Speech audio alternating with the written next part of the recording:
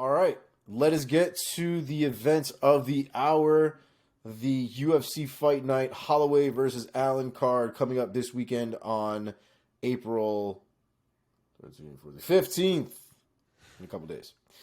Let us, before we get into this card actually, because we are going to preview about 6 fights on this card, let us get into some other fights that we want to highlight quickly, just to give you guys a little taste of what else is on this card. Mark, tell us what you have to tell the peoples. All right, so we're going to do our version of the main card for you guys, which is basically the whole main card, but we're swapping out Clay Guida and Rafa Garcia for Brandon Royval and Matheus Nicolau because it makes zero fucking sense that Royval and Nicolau are not on this main card. So that's what we're going to do. So I guess a fight to note is Clay Guida and Rafa Garcia. That should be a solid fight to open the main card. We're not going to give you a full preview of that one. The other one I'll mention is Jillian Robertson making the move down to women's strawweight. I find that interesting. Someone with her ability to take damage at 125, going down to 115 now, where she may be able to absorb strikes even better. And someone with her grappling and ability to dominate on the mat, now doing it against smaller girls who she conceivably would have more of a strength advantage over. I think it's an interesting move. She's fighting Pierre Rodriguez. I'm really interested to see how that goes. I could end up being totally, sometimes people cut weight and it just doesn't work out and you realize they shouldn't be there. But I'm interested to see how she looks. So that would be my one to highlight.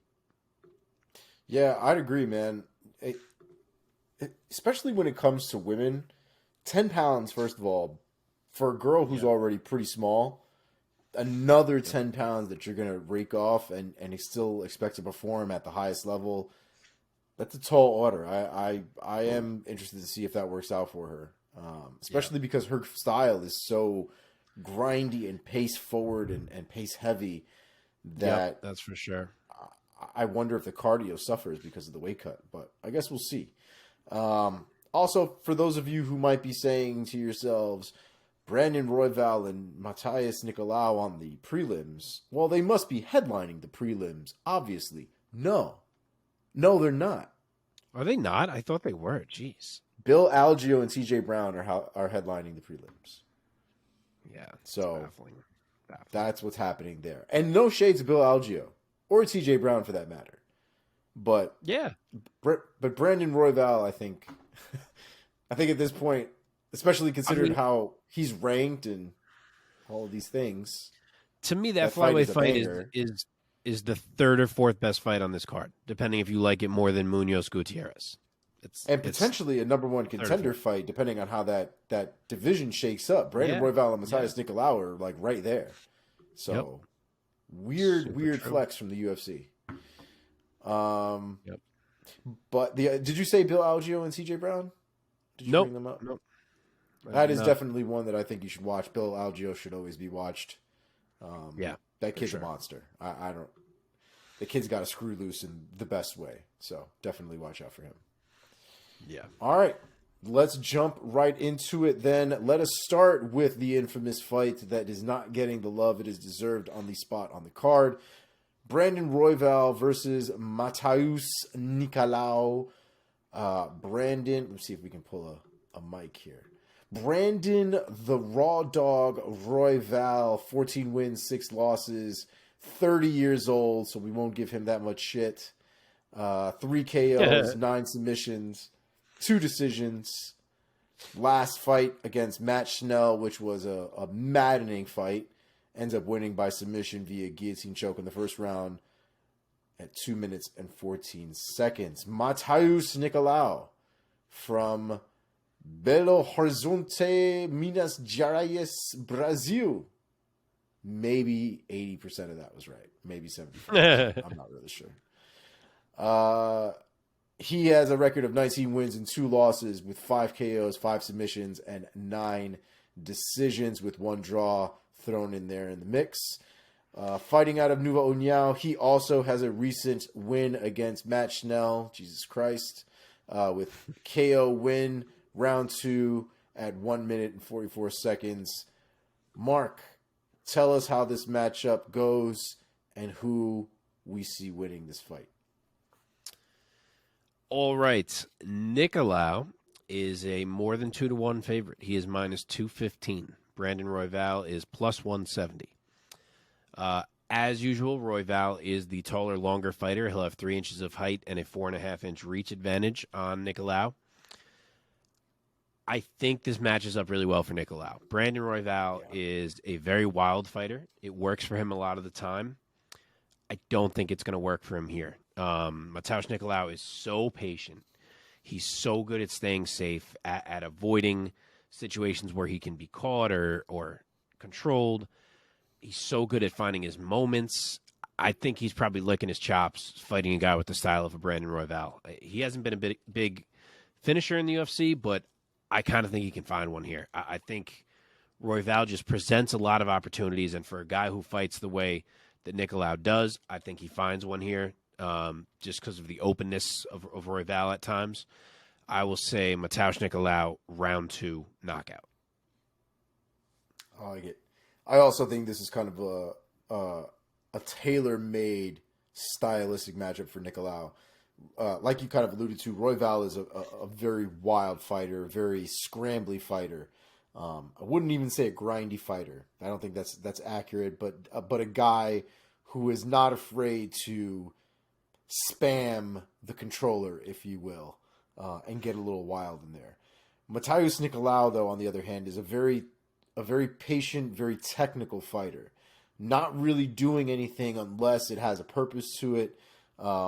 Allows other people to sort of burn their energy off while he stays efficient, and then kind of explodes when he needs to, and does things when he has the opportunity to actually present damage and some sort of attack, as opposed to Royval, who kind of likes to play the volume and the forward pressure game and kind of hope eventually something lands clean, but is consistently active to try and keep somebody else off their game.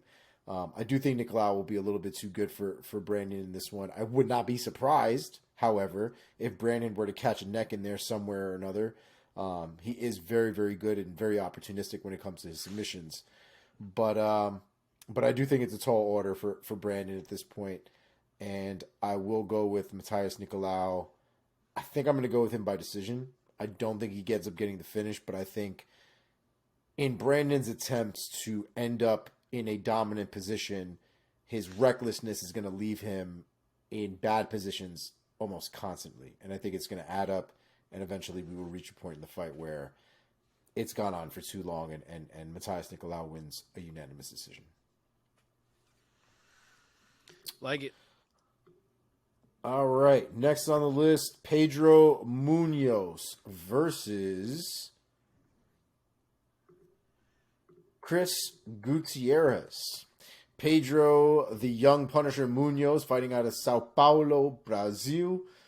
19 wins, 7 losses. 5 wins by KO, 8 wins by submission, and 6 by decision. His most recent fight was the no contest to Sean O'Malley that ended up in an eye poke.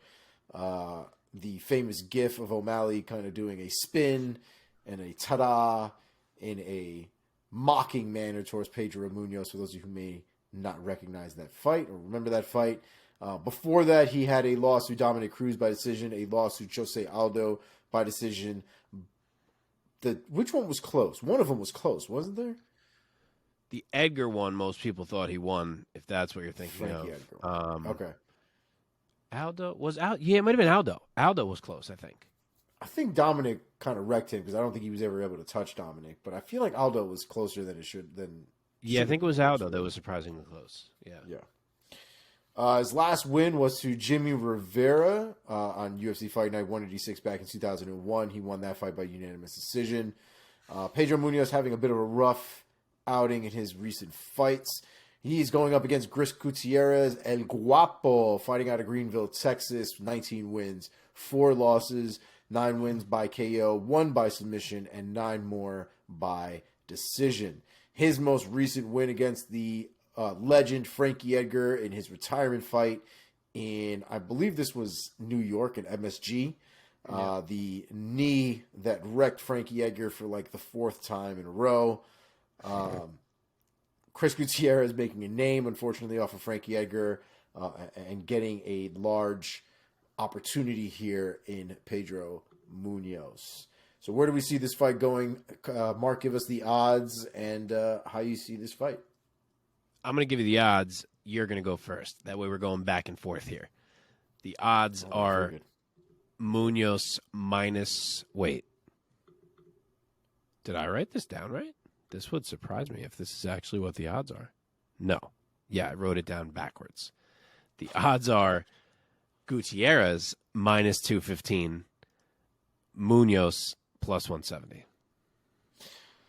Yeah, I mean, personally, I don't have a ton of confidence in Pedro Munhoz anymore. I also think that Chris Gutierrez, as good as he is and as good as he looked, I think there is also something that can be said about the recency bias. Feeling good coming off of a win against Frankie Edgar, but obviously Frankie Edgar was at the tail end of his career. Probably the most fragile we've seen the chin of Frankie Edgar in the last 5 years, maybe even less at this point. And it's not to say that beating Frankie Edgar, especially the way that he didn't mean something. I just don't want to give too much value there that overshadows the monster that still is Pedro Munhoz. He's had some rough outings. I think the killer instinct from Pedro Munhoz might be gone just a little bit, and I think he's been playing a little bit more of a point game than he needs to be. But I think this ends up being a scrap, man. I think both of these guys come in there to bang.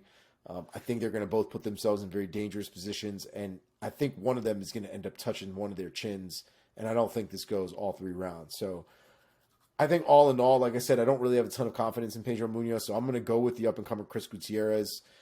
I think that his momentum is something that you can't ignore. He's been on a win streak now for quite some time. His last loss was back in 2018 against Hani Borsellos, which is going to happen. And he drew against Cody Durden in 2020. But apart from those two in his UFC career, he's essentially been either decisioning guys or TKOing guys. So I'm going to go with Chris Gutierrez, man. I think his momentum is too much. I think Pedro Munhoz is on his way out a little bit. And Gutierrez might just have another vet scalp ready to go by the time he's done. Yeah, so Gutierrez is a bit bigger. He's 3 inches taller, actually. He has a 2-inch reach advantage.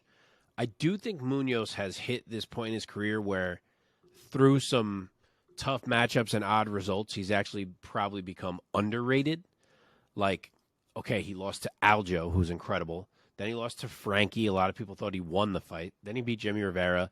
Then he lost a really close fight to Jose Aldo. If I remember right, he was competitive with Cruz early, and then Cruz kind of turned it on. Then the eye poke with O'Malley. Like, it's a lot of fights where it's like none of those indicate that Pedro Munhoz is not good anymore. It just feels like he's not winning lately, so that's kind of the perception. I do think he's still very good. He still throws nasty leg kicks, as Sean O'Malley can attest to. Yeah. But as Omar said, and as Mike would be proud of if he was here for me noting it, he is almost 37 years old. And Chris Gutierrez is a guy who seems to be a very similarly skilled fighter. They do a lot of the same things well. He's only 32 with significantly less wear and tear. You would think that he is going to be quicker. He's the longer fighter, which should give him a slight edge in some of these exchanges. And I do think this is a fight that could turn on a dime if someone lands. And Gutierrez's leg kicks are disgusting too, so it could be either one of them lands the leg kick that hurts a guy. Boom, fight changes, or whatever it is, something with the hands. One strike could change this fight real quick from being competitive to going one guy's way. I do think it's nearly a coin toss. I'm a little surprised by 2-1 odds for Gutierrez, but in the end, I will go with the younger fighter who I expect to be a bit quicker, and I will say Chris Gutierrez wins the cards. UD. Mike would be very proud of us. He would have said something about that 40-year-old dude in PFL. Like, it. Oh, yeah. The 5-0 guy. Yeah, 5-0, perfect in his career, but I think this is where he drops the ball. He's 40 years old. He's just too old. Oh, Mike. We miss you, Mike. All right. next on the list here, fighting at light heavyweight here, Ion Cutelaba versus Tanner Boser. Ion Cutelaba, the Hulk, fighting out of Moldova with a record of 16 wins, 9 losses, 12 KOs, 2 submissions, 2 decisions, and 1 draw. His last few fights have been rough for the boy. He has been stopped in his last 3 fights back-to-back. Ryan Spann put him in a guillotine choke. Johnny Walker also choked the shit out of him. And Kennedy Nzechukwu TKO'd him with flying knee and punches. And if I remember that right, that was a comeback because I think even Cutelaba was messing him up in round 1. But I can't remember now off the top of my head. Could be Sounds right. about right, I can't remember either. Yeah, you might be. Tanner Boser, the bulldozer from Bonnyville, Alberta, Canada. 20 wins, 9 losses, 11 wins by KO, 2 by submission, and 7 more by decision, with 1 draw thrown in the mix. His last fight was a split decision loss to Rodrigo Nascimento, and before that, a KO win over OSP. 2 losses just before then. So a little bit of a back and forth on the wrong side of a 4-fight streak there. 3 losses and 1 win. What are the odds for this one? And I guess this one you can take first. Yeah, so they're pretty close. Cutelaba is minus 130 as the favorite. Tanner Boser is plus 105, so barely plus money on Boser as the dog. Boser is the pre-UFC. He had fought at light heavyweight, but in the UFC, career heavyweight. And he finally makes the drop here. And they're actually the same exact size, him and Cutelaba. So, which is not surprising. People have always said this about Boser, that he fits the mold of a light heavyweight physically. He was always small at heavyweight. He always resisted making the cut. He didn't like people bringing it up. He finally does it here. And I think he'll do well. He was always a fast heavyweight, which I think is something that he liked. Obviously, he loses that a little bit dropping down, but I think he can obviously keep up with these light heavyweights, no problem. I do think Cutelaba is always tough to deal with early. He's strong as hell. He's powerful as hell. He comes out hot, and he's very fast. So I wonder if the change from fighting heavyweights to Cutelaba could make this go south for Boser and have me end up being wrong here, but he does have wins over a couple at heavyweights in OSP and Felipe Lins, who had been at heavyweight previously. Granted, Cutelaba is probably faster than both those guys, but I'm going to say that Boser is used to dealing with bigger guys who are just as dangerous, if not more, and that he can survive whatever comes at him in round 1. And I think he can take over after that. I think Cutelaba tends to lose a little bit after that early burst he always comes with. I think Boser can start picking him apart. Maybe Cutelaba starts fading a bit. I will say Boser puts him away late, round 3 TKO.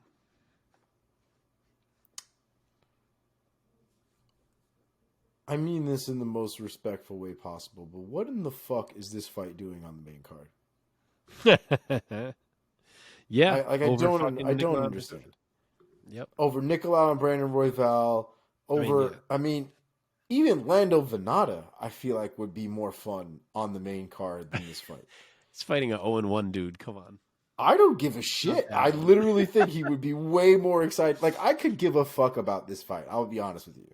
This does nothing for me. I don't care for Tanner Boser. I'm gonna be honest. I don't find his fighting style appealing by any stretch of the imagination. He doesn't win.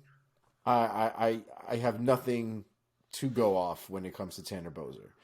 Ion Cutelaba had 1 loss coming into the UFC, and the fucking guy has 9 now. 8 losses in the UFC. At what point am I supposed to be like, oh, yeah, I totally think he's going to win? This fight is dumb, and it doesn't make any sense, and I'm not really sure what I'm supposed to be getting out of this fight. So I'm going to pick this fight based off of what I want to see and maybe not what I'm going to see or what might actually happen. But I'm going to go with Ion Cutelaba by KO round 1. Dude, what a record that you just pointed out for Cutelaba. He is how balls is that? 5-8-1 in the UFC. How balls is that? 5-8-1. Bro, imagine coming into He's the gonna UFC. be gone if he loses this fight. That'll be 4 in a row. Imagine coming into the UFC with one loss, killing dudes, like murking dudes left and right in fucking Ukraine and Russia, wherever the hell he was fighting. Yeah. And comes to the UFC and like, I mean, look, loss, win, loss, win, loss, win, loss, draw, win, loss. Like it is rough for him, man. And he's the favorite. And he's kind of fun. And he's fun too. Like anytime he's up, fun. That's why he's still in the UFC. Yeah. Yeah, we enjoy it. You know, the weigh-ins are always fun. He's always dressed up like the Hulk and acting kind of a fool. He had those 2 fun fights with Magomed. Yeah, I mean, I just wish the man had a win. If he wins, he's finishing somebody. I can tell you right now, if he loses, he's getting fucking cut. There's no way that continues for that much longer. I wouldn't be surprised if both of these dudes end up getting cut by the end of this fight. So, yeah, that's fair. That is fair. All right. Next on the list here, a light heavyweight fight between Azamat Murzakanov versus Dustin Jacoby. Azamat, the professional Murzakanov. Oh, that's dope. Shout out to The Professional, the movie from the 90s. Well done. That's pretty dope. The Russian-born has 12 wins and no losses. Perfect in his record. 9 wins by KO, 1 by submission, and 2 by decision. His last fight against Devin Clark. Oh, this was the one where Devin Clark dropped the bag. TKO, round 3, 1 minute and 18 seconds into the round. Dustin the Hanyak. You know what? I'm not even going to bother with that right now. Yeah, Dustin the Hanyak Jacoby fighting out of Aaronsville, Illinois, US of A, with 18 wins, 6 losses, 11 wins by KO, 1 by submission, and 6 more by decisions. Throw 1 draw into that mix. His last fight was to Khalil Roundtree. From what I remember, a very, very competitive back and forth fight with Khalil Roundtree. A stand-up fight from what I remember as well. Just before that, he beat the brakes off of Dawoon Young. So Justin Jacoby definitely with a lot of momentum behind him. The Khalil Roundtree one, I don't even really give him too much shit for because that fight, if I remember it right, that fight really could have gone either way. For sure. And it might have been one where it should have gone Dustin Jacoby's way. I can't remember. I think I did score it for Jacoby. Right? If I remember, I think I but did. Or I don't know it was a good fight regardless. I really can't. Maybe I didn't. So let's get the odds here, and I will jump into a pick. So I'll give you Hanyak. It is a Czech or Polish slang for a rascal, a heathen, or a scalawag. So that's what that is. The odds. Well, that is something completely different in Korean, apparently. Well, he's not Korean, so I don't think it's that one. That's crazy. Dustin Jacoby is the favorite. He's minus 165. Murzakanov is the underdog, plus 135, so pretty close. What do you got? I like Dustin Jacoby here, man. I know that Azamat is undefeated. I know he comes in having essentially finished just about everybody that he's come into contact with, including the 3 UFC folks that he has touched, including his contender series fight with Matheus Scheffel. But I love the way Justin Jacoby fights, man. The man is a dog. He's gritty.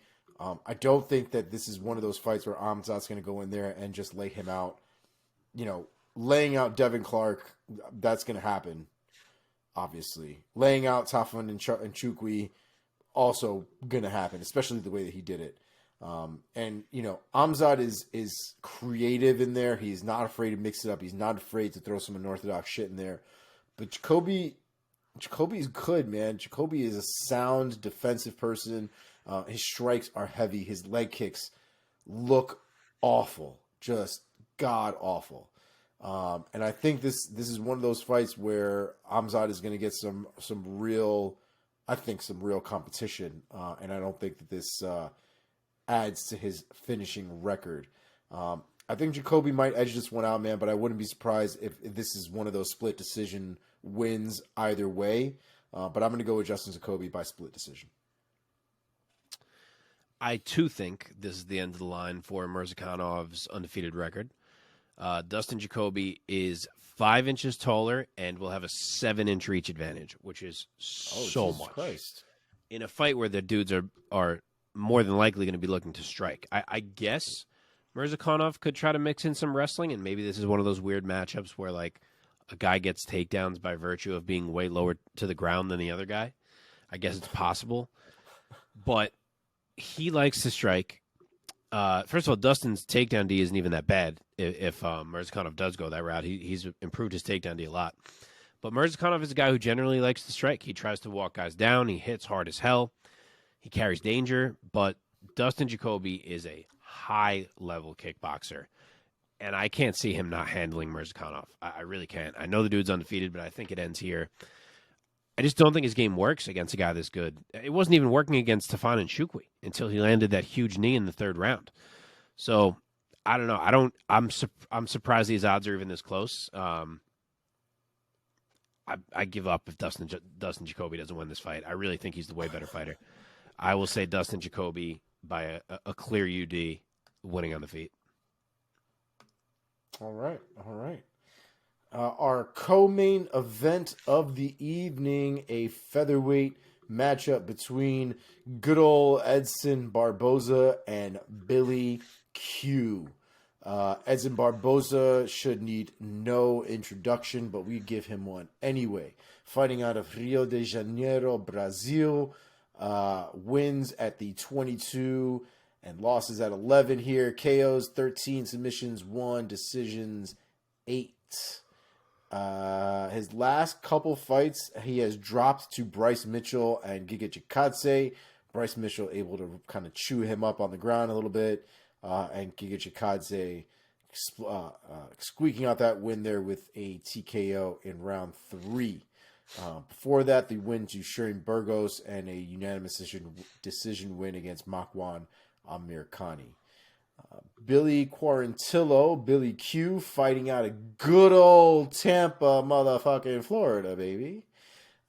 He actually is trained with a few of the guys at my gym, so a couple of the guys walk around with Billy Q shirts that, honestly, nice. I really would love to get because those shirts are dope. Billy Q, 17 wins, 4 losses, 8 wins by KO, 5 wins by submission, and 4 more by decision. Fighting out of Gracie, Tampa South. His last win is his last fight, I should say, is a win against Alexander Hernandez by TKO. And before that, a loss to Shane Burgos by decision. What are the odds for this fight? And Mark, tell us what you think. The odds. Billy Quarantillo is the favorite at -180. Edson Barboza is a +150 underdog. 180 seems high. Yeah, I thought it was going to be much closer. I wasn't even sure who was going to be favored, let alone Quarantillo favored by almost 2-1. Yeah. But, I guess they're thinking Edson is kind of falling off a little bit, which I guess, you could make the argument. He is going to have a 1-inch height advantage and a 5-inch reach advantage in this fight, which is a bit scary to think about against a guy who's not necessarily any dominant wrestler in Billy Q, who may end up having to stand with Edson Barboza. He very likely will look to wrestle here. He's capable of it. He could pull it off, but he's not going to have the type of success that a guy like a Bryce Mitchell had or someone like that. So to me, I'm expecting exchanges on the feet. And Billy Q is a guy I usually pick. He is tough as all hell. He's a dog. He doesn't stop coming. He absorbs damage. He puts combos together. He keeps a crazy pace up, which that part does concern me, actually, as this fight goes on. But unless he can get a fair amount of takedowns, which I'm hoping we are not at that point where at least Barboza can stuff some Billy Q takedowns, I just think there's going to be a lot of exchanges on the feet with a dude in Edson Barboza who has a 5-inch reach advantage and every tool in the goddamn box in terms of striking. So I'm going with the dog here. I think jabs come through the guard all fight from Edson. I think the legs get ripped up. And I think Billy Q, as much as he can absorb damage and push a pace, I think that he starts to open up more and more as he accumulates more damage. And I think Edson can get him out of there. I'm going to say a body shot starts it, ground and pound finishes it. Edson Barboza, round 3, TKO, going with the old man. I don't think he gets him out of there, man. I think Billy Quarantillo is a tough bastard, probably too tough for his own good, to be honest. He probably should get stopped at some point during that fight, but his mind just won't let him. I do think Edson Barboza presents a lot of issues that counter Quarantillo's forward pressured game. The only thing that has me concerned is Barboza's propensity to fight on his back foot and to fight going backwards and continuously move back. And like we've seen in Izzy's fights and a lot of these guys that are strikers and even counter strikers to a lot of to a certain extent, that game plan a lot does not really allow them to fight their fight, especially in a decision realm. A lot of times these guys spend a majority of the fight looking for this opening or openings, all the while their opponent is piecing them up, tagging them up, at least visually putting more work in than they are. So that is my big concern with Edson, because we've seen it before. We've seen him get outworked. We've seen him kind of fight on his back foot and continue to move back and never really planting his feet and throwing back, kind of what Izzy did to Pedro this past weekend, right? Had him going back, had him against the cage, and at some point Izzy said, fuck it, put his foot down, gritted, put his bit on the mouthpiece, and just threw a couple, and it ended up laying out Pedro. Barboza might need to play a little bit of that game here to counter Billy Quarantillo's forward movement, and I don't think I've ever seen Barboza do that. And so that's what's got me at a loss. I think the first round is going to be the worst for Quarantillo. I think the first round is where he eats a lot of body kicks. I think he eats a lot of leg kicks. But I think if he gets out of it, I think he wins 2 and 3. So I'm going to go with Quarantillo by a very close, a very tight 2 and 3, 29-28 unanimous decision.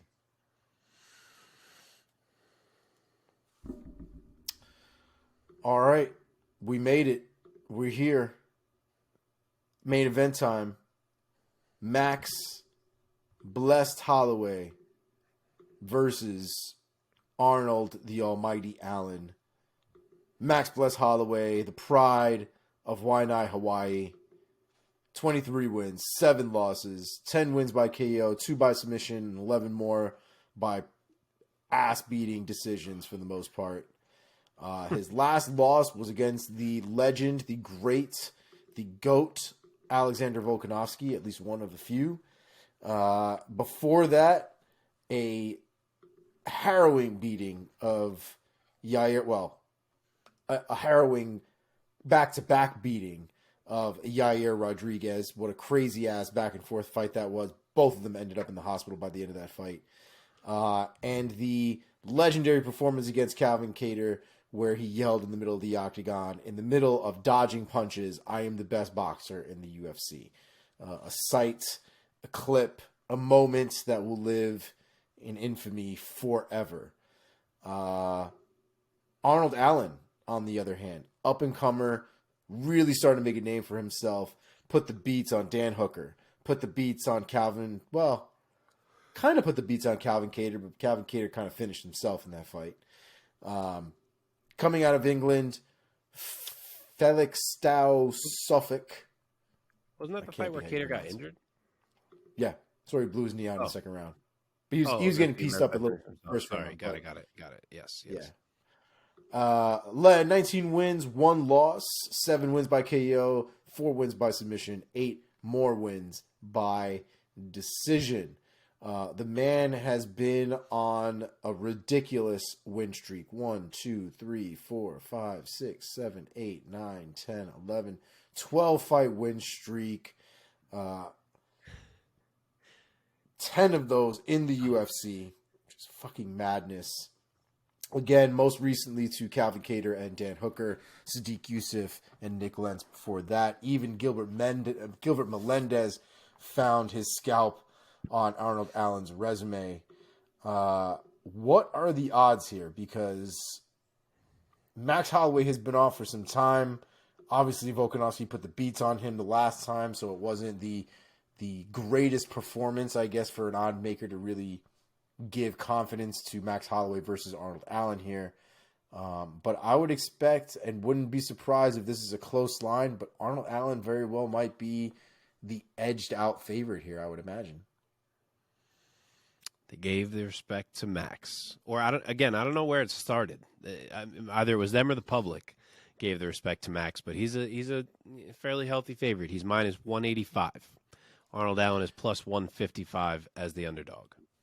Whoa, that's not. I didn't think we were going to go above 120 either direction. So that's very surprising. Okay. Who? I don't it is know your who turn, first. sir. It's my turn. Yep. I love this fight, man. I love this fight. Arnold Allen presents a lot of amazing opportunities here. I think the crazy thing about Allen is that he's been so dominant and so good in his fights that, you know, we've seen Max Holloway go through the fire. We've seen Max Holloway make adjustments and come back. And we've also seen Max Holloway take beatings at this point. We've seen one side of Arnold Allen. We've seen domination. We've seen him win decisions. We've seen him finish guys, but we've never really seen Arnold Allen in a ton of trouble. We've never seen Arnold Allen with blood dripping down his face from getting beat on and coming back to win a fight. These are all possibilities going down in a Max Holloway fight. Max Holloway's hands are nothing to sneeze at. He might not be somebody that will knock you out with one punch, but by the time you realize that 8 punches have hit you, you might find your ass on the ground. Max Holloway is a beast still. I know he's taking some time off. I think he needed the time off. I don't think that his drive to get his belt back has waned by any stretch of the imagination. In fact, I think the time off has got to have made him even hungrier, especially seeing the state of the division and kind of how things are passing him by. And Arnold Allen is hungry, man. This is a kid who is found himself in a position that he's wanted to be in his entire career. He's got the names on his resume now. He's got the opportunity in Max Holloway to truly show that he belongs with the top guys, that he belongs with the champions. And I think we've all said before that we believe Arnold Allen could be champion one day, and this is that moment where he gets to prove it to us one way or another. I think it's a tall order for Arnold Allen. I still have a lot of confidence in Max Holloway. I don't think I can really pick against Max Holloway. This might be one of those emotional picks because Arnold Allen has the tools to beat Max Holloway. I fully believe that. I don't think this is a mismatch. I don't think this is feeding him to the wolves. I don't think any of that. I think Arnold Allen is exactly where he needs to be. I think this is definitely the type of fights that Arnold Allen should be having. But I think Max Holloway, in my opinion, is the better fighter. I think his angling, his movement, his volume will all be too much for Arnold Allen. I also think the championship experience and his ability to adjust in the fight will also probably play a big role in this 5-round fight. And I think Arnold Allen might just get a taste of what the championship caliber is really about at this division, because I do think there is a large discrepancy with the top of this division and everyone else. So I think Arnold Allen is gonna put on a fight. I think it's gonna be a close fight. I do think Max Holloway will drop a couple rounds in this fight, but I think he ends up unanimously victorious in the end. I'm gonna go with 48-47 unanimous decision, Max Holloway. I feel very similarly to you. Arnold Allen is a stud. He has walked through dudes getting to this point. He is absolutely deserving of an opportunity like this. I'm glad that he's getting it. But I think that it's easy to underrate Max a bit right now because of the Volk loss and the fact that he can't get that belt anymore. But you got to remind yourself that Volk is legitimately unreal. and that him beating Max doesn't really indicate any issue on Max's end. Max is still Max. He's going to be 3 inches taller here, but he will actually have a 1-inch reach disadvantage to Allen. Oh. I think Allen is a bit too wild and I don't want to say unpolished because he's not that. He's great.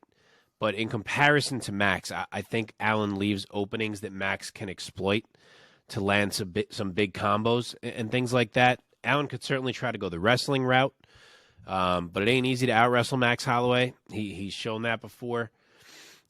And I really think the fact that it's a 5-round fight with Max Holloway is a really difficult mountain to climb because Max ain't going away.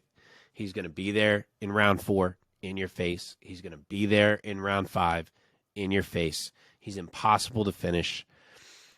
I don't know if I trust Arnold Allen to still be pushing in rounds 4 and 5 after 15 minutes of the pace that Max Holloway pushes, which leads me to think that even if Arnold Allen is, say, up 2-1 after 3 rounds, that Max is still going to take that fight. And I'm not even convinced Allen would be up 2-1. So I really trust Max as this fight goes on. Not to mention Arnold Allen breaks his hands in like half of his fights. So having to go 5 rounds hitting Max Holloway's rock head is probably not the greatest deal for Arnold Allen's hands. So as random as that take sounds, I'm pretty strongly on Max here. I know Allen is undefeated. Undefeated in the UFC, one loss overall. I know there's a lot to like in his game. I'm on Max. I've now taken Edson, Barboza, and Max back-to-back here, and I've said before that one of my Achilles heels in these picks is that sometimes I trust the vets too much, so we'll see what happens here. But I'm going to do it again. Give me Max Holloway. I'll say I could see it being a UD. I could see it even being a late stoppage, depending on what level of cardio we see from Arnold Allen as this fight goes on. But I will say a UD victory for Max Holloway.